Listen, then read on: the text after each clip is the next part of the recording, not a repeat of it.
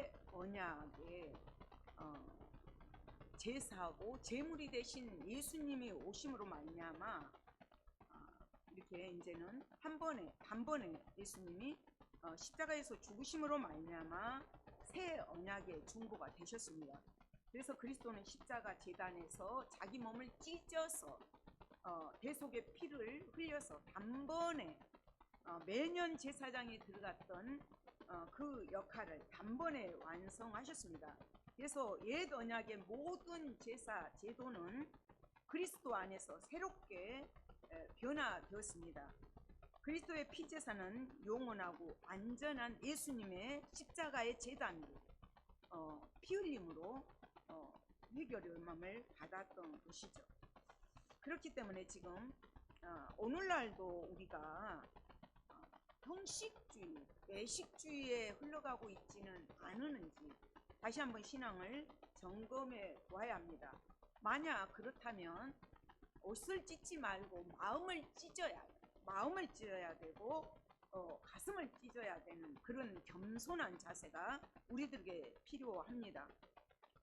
지금 10절에서 구약의 제사의 10절에서 이런 것은 먹고 마시는 것과 여러 가지 씻는 것과 함께 육체의 예법일 뿐이며 개혁할 때까지 맡겨두신 것이 개혁할 때 예수님이 오심으로 모든 그 예법들이 구약의 그 제사법들이 이제는 새롭게 개혁됐다는 거죠.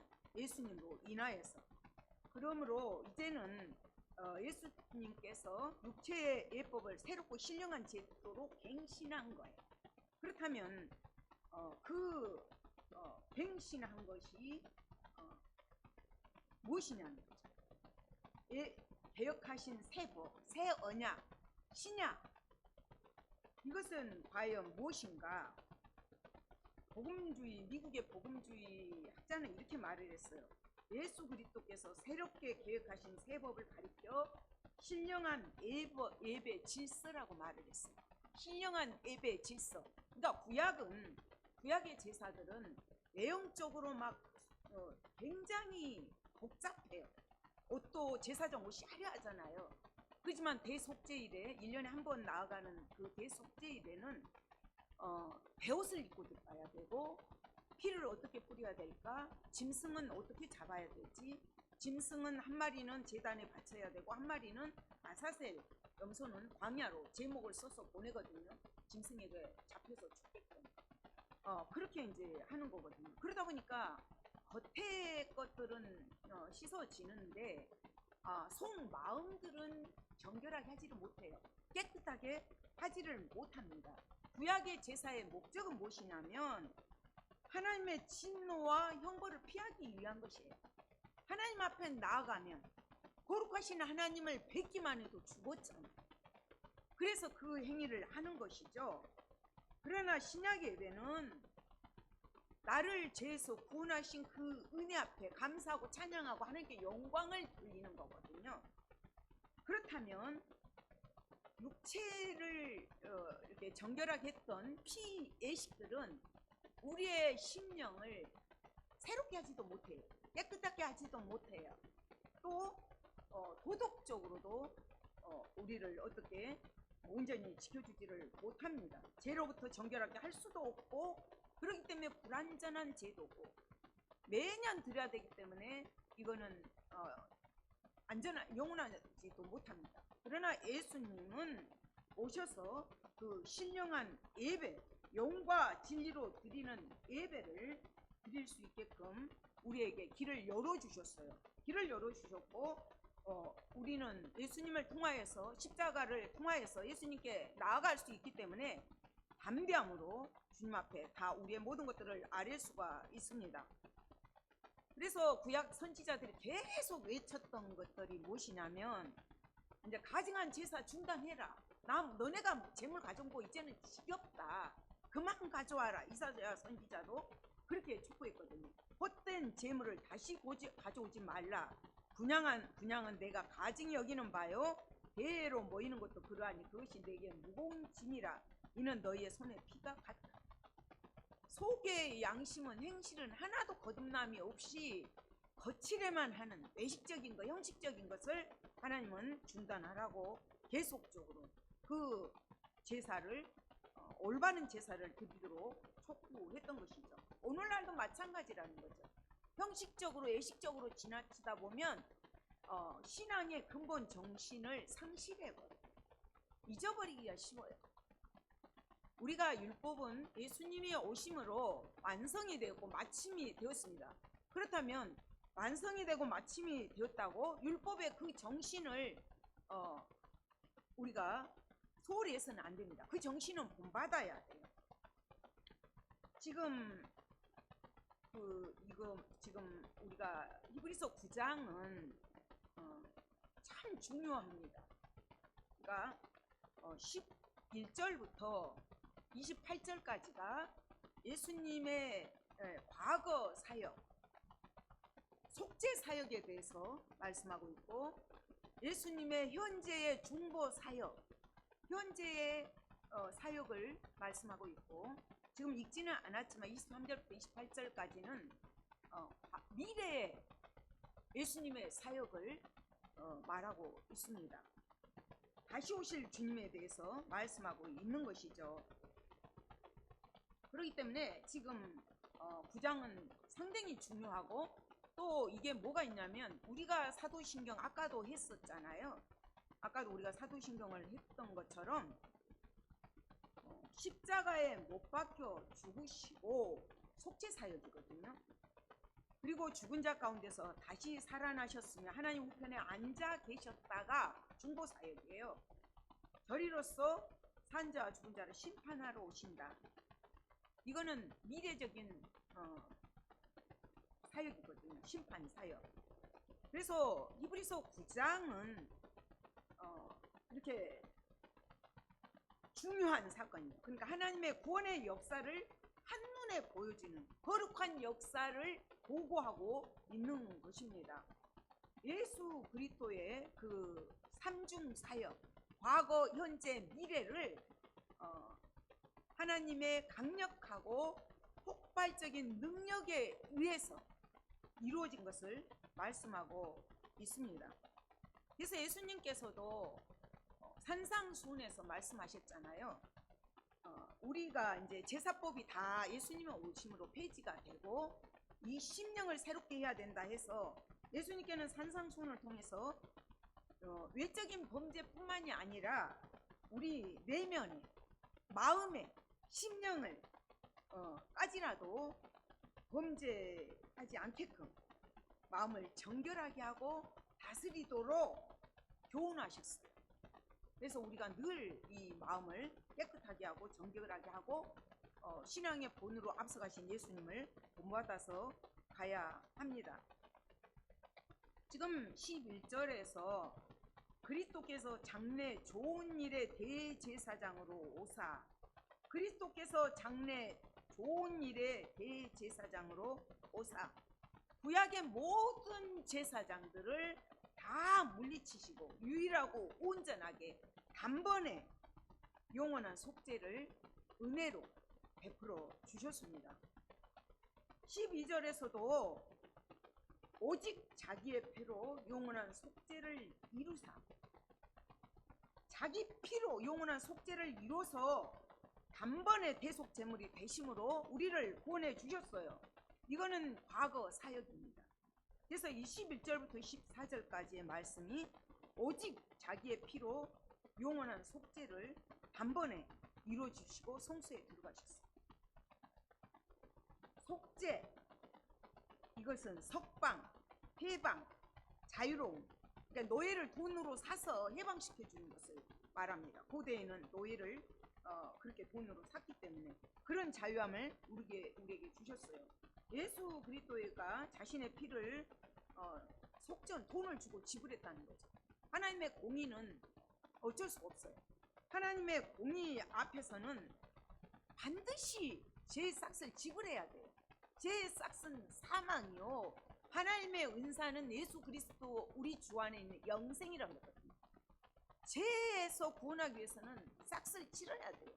하나님의 공의 앞에 돈을 지불을 해야 돼요. 대가를 치러야 돼요. 그렇기 때문에 예수님이 그 그 피를 죄인의 죄를 사하기 위해서 죽으셨습니다. 한 번에 영원히. 그렇기 때문에 우리의 죄를 도말해 주셨어요. 그렇다면 어찌하여서 주님의 그 보혈, 십자가 구속 사역이 이토록 강력하고 엄청난 능력을 가진 것인가? 과연 주님의 구속 사역이 우리 성도들에게 그 온죄뿐 아니라 현재의 죄, 미래의 죄까지라도 예수님이 십자가에서 다 도말해 주셨는가? 과연 미래까지 효력이 있는가? 13절에서 이렇게 답을 하고 있습니다. 염소와 항소의 피와 및 암송아지의 죄로 부정한 자에게 뿌려 그 육체를 정결하게 하여, 육체를 정결하게 하고 거룩하게 하거든 하물며 영원하신 성령으로 말미암아 흠없는 자기를 하나님께 드린 그리스도의 피가 어찌 너희 양심으로 죽은 행실에서 깨끗하게 하고 살아계신 하나님을 섬기지 못하겠느냐? 그러니까 우리를 속죄해 주신 목적이, 그 도력이 우리에게 나타나는데 어떻게 나타나는가? 먼저는 우리가 죽었던 너희를 살렸다. 죽은 행실에서 우리를 깨끗하게 해주십니다. 먼저는 우리를 깨끗하게 해주시는 거예요. 예수의 피로 오늘 세례 받지만 거듭나게 한다는 거죠. 중생하게 한다는 거예요. 그리고 나서 어떻게 하라? 살아계신 하나님을 섬기게, 오직 하나님을 섬기도록 하기 위해서 우리를 깨끗하게 해 주십니다. 그렇기 때문에 우리는 영원하신 성령의 능력에 의해서 이 모든 것들이 이루어졌어요. 그분은 성령으로 창조 사역 때부터 계셨고, 동정녀 마리아에게 탄생될 때도 성령으로 잉태되셨고, 또 예수님이 공생의 기간 동안에도 성령으로 역사하셨고, 부활 사역에도 성령으로 역사하셨고, 성령님은 일일이 다 주관하시고 성삼위 하나님께서 함께 하셨습니다. 그래서 성령께서 우리의 죄를 영원토록 깨끗하게, 동이 서에서 먼 것처럼 기억도 생각도 안 나게 씻어 주셨다. 언제는 뭐냐면 아담이 지은 죄예요. 언제? 호랑이 새끼가 호랑이를 낳은 것처럼 원래가 우리가 죄인이에요. 그래서 그 죄, 그래서 어른들 자꾸 나는 죄 짓지 않았어요. 근데 예수 안 믿는 게 죄예요. 그 언제가 있단 말이에요. 언제. 그 언제가 있고 우리가 삶 속에서 매일매일 죄를 짓고 살잖아요. 그렇기 때문에 그 자범죄까지라도 깨끗한 흰눈처럼 양털처럼 깨끗하게 해주시마 약속을 하셨습니다. 그래서 그 속죄 사역이, 과거의 십자가의 사건이 우리를 죽음에 이르게 하는 그 죽은 행실에서 우리를 벗어나도록 양심을 깨끗하게 정결하게 거룩하게 해주셨고, 그 양심을 가지고 살아계신 하나님을 높여드리고 영광 돌리고 섬기도록 이렇게 하셨다는 거죠. 그렇기 때문에 우리는, 그렇다면 그 제사함을 받은 우리는 삶 속에서 어떻게 살아야 될 것인가? 구약은 늘 하나님 앞에 나간 게 두려웠어요. 떨렸어요. 그러나 노마서에 보면 우리를 양자의 영으로 하지 않고 하나님을 아버지라 부를 수 있는 특권을 주셨어요. 하나님과 예수님을 통하여서 중보 사역을 하셨어요. 하나님께 왕같은 제사장으로 거룩한 백성으로 소유된 나라로 나갈 수 있도록 그 길을 열어주신 분이 하나님이시거든요. 예수님이시거든요. 그래서 그분은 우리의 대제사장으로서 중보 사역을 수행하신 분입니다. 15절에서 이렇게 말씀하셔요. 이로 말미암아 그는 새 언약의 중보자시니, 새 언약의 중보자시니 이는 첫 언약 때에 범한 죄에서 속량하려고 주사 부르심을 입은 자로 하여금 영원한 기업의 약속을 얻게 하려 하십니다. 새 언약의 중보자가 되신 예수님, 현재의 사역이에요.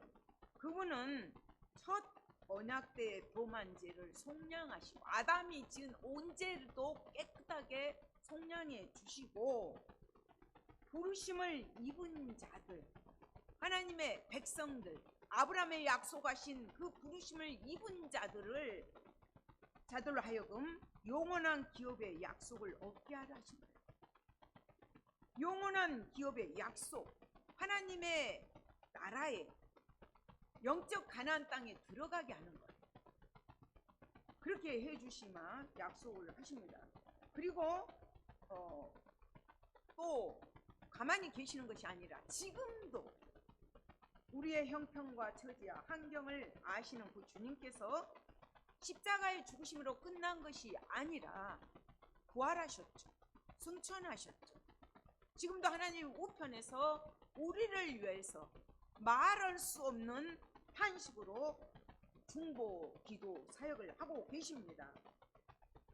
그렇기 때문에 그는 새 언약의 중보니, 15절에서 그는 새 언약의 중보니, 7장 22절에서도 예수는 더 좋은 언약의 보증이 되셨느니라, 8장 6절에서도 이는 더 좋은 약속으로 새 언약 약속으로 세우신 더 좋은 언약의 중보자시고, 더 좋은 재물, 더 좋은 소망, 계속해서 히브리서에서는 더 좋은 언약의 보증, 더 좋다, 더 좋다, 예수님을 가리켜서 그렇게 말씀하고 있습니다.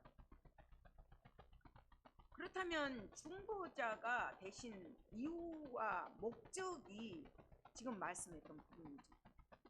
왜 예수님 우리를 중보자가 되셨는가? 우리가 첫 언약 안에서 저지른 죄들을 계속해 주셨고, 또 영원한 그 유업을 받기 위해서, 부르심을 받은 자들을 그 약속을 받게 하기 위해서, 약속의 땅에 들어가기 위해서 그 역할을 하셨습니다. 그렇다면 새 언약의 중보란 말은 무슨 뜻인가? 새 언약의 중보, 새 언약, 하나님께서 부르신 자, 택한 자에게 영원한 기업을 주시겠다는 그 약속, 비록 2000년 전에 하신 그 약속이 초림의 예수로 이루어졌고, 예수님이 오심으로 1차적인 것은 아브라함이 했던 약속이 이루어졌고, 또 다시 오시마 약속을 하셨습니다. 과거에 우리를 구원해 주셨고, 현재 우리를 위해서 믿음에서 떨어지지 않도록 끊임없이 우리의 연약함, 나약함, 이런 모든 것들을 아시고 중보 사역을 하고 계셔요. 우리를 위해서 기도하고 계신 그 주님, 그 주님이 또 한없이 한량없이 우리와 늘 성령으로 함께 하십니다. 7장 25절에서도 그러므로 자기를 힘입어 하나님께 나아가는 자들을 온전히 구원하실 수 있으니 이는 그가 항상 살아서 저희를 위하여 간구하십니다. 항상 살아서 성령으로 우리와 함께 하시고 우리를 위해서 간구해 주십니다. 그렇기 때문에 우리의 형편과 처지와 환경을 아시는 주님이 늘 연약한, 나약한 우리를 위해서 기도하신다고 생각할 때 우리는 또 힘이 생기는 거죠. 그렇다면 주님은 어떤 방식으로 우리의 중보자가 되셨습니까?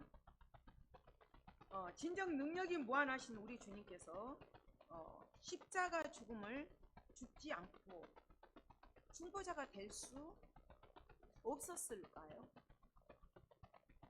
이것은 왜 꼭 십자가에 죽으셔야 되는가?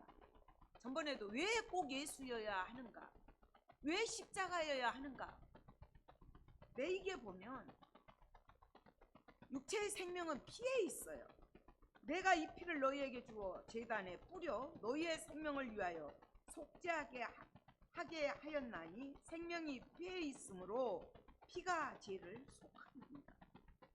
우리말 성경에서 22절에서 이렇게 말씀하고 있어요. 율법에 따르면 거의 모든 것이 피로 깨끗해집니다. 참으로 피 흘림이 없으면 제사함이 없습니다. 이렇게 말하고, 피 흘림이 없이는 제사함이 없다는 거예요. 반드시 피는 생명하고 직결돼 있어요. 피를 흘려야 된다는 것은 죽음하고 연결돼 있어요. 그렇기 때문에 그 제사함을 받기 위해서는, 죄인이 제사함을 받기 위해서는 반드시 피를 흘려야 돼. 죽어야 돼. 그래서 지금 16절 17절에서도 유언하고 비교를 해요. 유언은 유언한 자가 죽어야 되나니, 마치 이 언약이, 이 약속이 유언한 거하고 똑같다는 거예요. 유언은 유언한 사람이 죽어야 효력을 발생하잖아요. 이 언약도 마찬가지라는 거예요. 하나님께서, 예수님께서 죽으심으로 그 효력을 발생할 수가 있었습니다. 유언의 비교해서 말했지만 언약하고 동일하고, 주님께서는 영원히 죽을 수밖에 없는 우리 죄인들을 위해서 당신의 정귀한 육체를 비참하게 갈기 찢기시고 침뱉음을 당하시면서, 조롱을 당하시면서 그 보배로운 피를 흘려야 됐어요. 우리 때문에, 우리의 죄를 사시고 영원한 중보자가 되시기 위해서 그렇게 죽으셨습니다. 초림의 주님은 인간의 죄를 사하기 위해서 오셨어요. 죄에서 우리를 구하기 위해서. 그래서 주의 이름을 부르는 자는 구원함을 다 받습니다. 그렇지만 앞으로 오실 미래 사역을 감당하실 주님은, 심판의 주님으로 오실 주님은 어떻게 임하시는가? 재림의 목적이 죄와 상관없이 자신을 바라는 자들을 구원하기 위해서 오십니다. 지금 우리가 이제 본문에서 안 읽었지만 23절에서도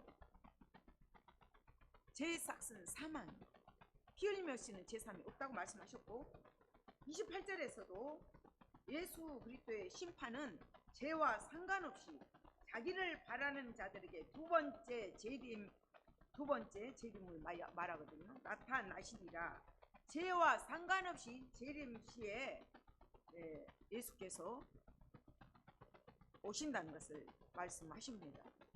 27절에 한 번 죽는 것은 사람에게 정하신 것이요 그 후에는 심판이 있으리니, 죽음과 심판은 사람에게 피할 수 없어요. 피할 수 없는 운명이에요. 그리스도의 그 한 번의 사역으로 인해서 믿기만 하면 우리가 제사함을 받습니다. 그러나 심판 때에는 전혀 다르게, 마태복음 25장에 보면 주님 재림하실 때는 양과 염소의 무리가 나누고 영벌과 영생으로, 죽음이냐 생명이냐 나누게 돼요. 반드시 그 심판이 있다는 것은 우리가 알아야 됩니다. 영원한 죽음으로 가느냐, 영원한 생명으로 가느냐, 분명한 그 심판이 있습니다. 아직 주님은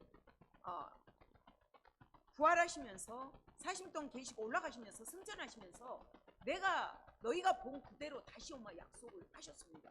그래서 우리는 각 처에 되어진 상황들을 보면서 예수님 오실 때가 임박했다고 보고 있어요. 그러면 예수님 초림에 오실 때에도 종말이라 그랬는데 왜 지금까지입니까? 하나님께는 천년이 하루 같고 하루가 천년 같아요. 예수님 오실 때가 종말 초였다면 이제는 시대 말입니다. 종말의 끝부분에 와 있다는 거죠. 지금 시대적인 모든 것들, 지금 환경이 다 무너지고 있잖아요. 전쟁과 전쟁, 기근, 이 모든 것들이 일어나고, 이런 것들을 보거든 무화과나무의 잎이 연화해진 것을 보거든 여름이 온 줄 알아요.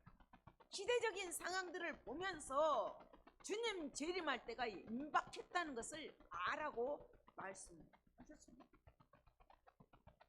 28절에서도 우리 주님께서는 이와 같이 그리스도도 많은 사람의 죄를 담당하시려고 단번에 들인 바 되셨고 구원에 이르게 하기 위하여 죄와 상관없이 자기를 바라는 자들에게 두 번째 나타나시리라. 10장 37절에서도 잠시 잠깐 후면 오시리가 오시리니 지체하지 아니하시리라. 분명히 오신다. 기필코 오신다. 주님 말씀하십니다. 영원한 생명이 있다는 것은 우리는 이게 믿어야 돼. 우리가 미국을 안 가본 사람도 미국이 있다고 믿으면서 하나님께서 예수님의 실제적인 인물, 그림자 예표 구약이었지만 그분은 분명히 오셨거든요. 그 역사적인 인물이 아니라 우리의 구원자, 실체, 우리의 구원자가 되시고 우리의 중보자가 되시고 우리의 심판자로 오실 그 주님을 우리는 믿고 바라고 나가야 됩니다. 심판이 없다면, 죽음이 없다면 이 땅 위에 사는 거 아무렇게나 살아도 됩니다. 그렇지만 우리는 하나님 앞에 섰을 때 부끄러움이 없는 사람으로, 하나님의 사람으로, 양심의 꺼리낌이 없이 거듭난 자, 영원한 소망을 지닌 자로 살아가요. 이 땅에 사는 동안에도 날마다 성화 구원이 이루어져야 돼요.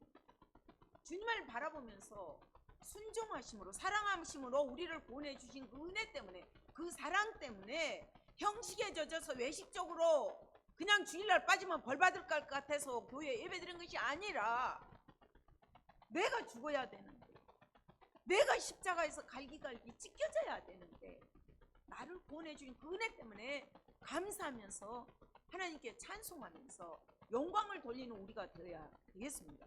그리고 삶으로도 순종의 본을 보여주시고 하늘 보좌를 버리고 이 땅에 오신 그 주님을 본받아서 우리도 죽기까지 낮아져서 남을 나보다 낫게 섬기면서 날마다 성화 구원에 이루어가는 우리가 돼요. 그렇게 하는 우리가 되어야 되겠습니다. 우리가 비록 제약된 세상에 발을 붙이고 살고 있기는 하지만 이 땅에는 영원히 구할 안식처가 아닙니다. 잠시 잠깐 오면 옮겨요. 육신의 장막, 모세가 광야에 있었던 그 장막, 성소 영원하지 못하잖아요. 예루살렘 성전도 다 멸망하잖아요. 우리 이 장막, 육신의 장막은 잠시 잠깐 오면 영원한 장막집, 예수님이 우리의 거처를 마르는 곳으로 가게 됩니다.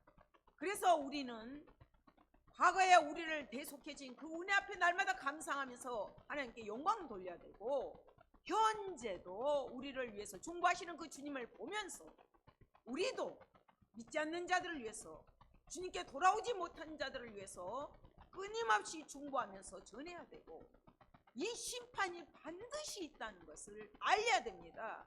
낭떠러지로 가고 있는데 그것을 보고만 있으면 안 되죠. 거기 가면 낭떠러지라고, 죽음이라고, 멸망이라고, 끝이라고 알리는 우리가 되어야 되겠습니다. 우리는 이 땅에 사는 것이 나그네고 잠시 잠깐 애국인들이 본향으로, 본국으로 가는 것처럼 우리의 본향은, 우리의 본국은 저 하늘나라입니다.